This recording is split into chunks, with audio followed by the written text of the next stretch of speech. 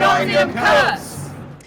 This afternoon, 6 members of Resolve Nottingham arrived here at Westminster with their petition in hand. The hope is that the government, and in particular Communities Minister Michael Gove, listen and respond. Earlier on, I spoke to some of the organisers on why they think intervention is needed and what they want to see next.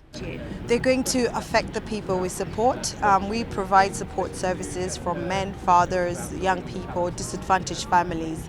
We support them from hot meals, a hot meal a week or twice a week. We do activities to bring the people together, to keep that community spirit going. There's a limited amount of services for men, and we can see it in the high homelessness rates, we can see it in the high suicide rates, we can see it in the health inequalities for men.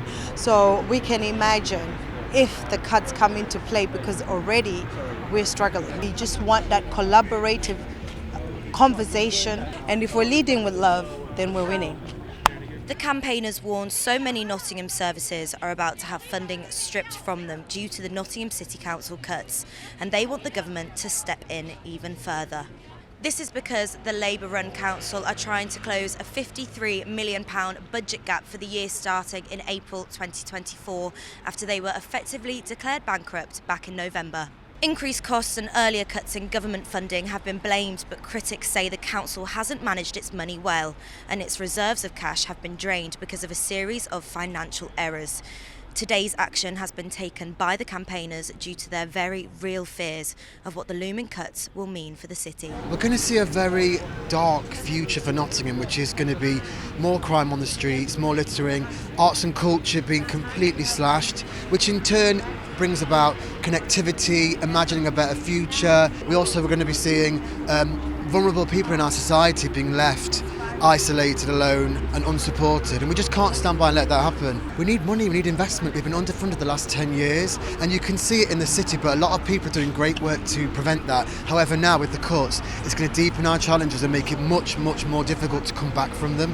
So what we're asking for is investment. We're asking for the care and the love to be invested into our communities. Earlier on in the week, we did see government-appointed commissioners sent to the City Council, effectively taking some of the decisive power away from the elected councillors. Yesterday, the government did also say the council could have permission to sell assets as a short-term solution to closing that gap, but this won't prevent the planned cuts. But despite today's efforts, time is almost up. The council are expected to set their budget for next year on Monday. This is where they will formally accept or reject the proposed cuts, plus the potential loss of 550 jobs across the board, something that Resolve's campaigners are so passionate about preventing. What have you done?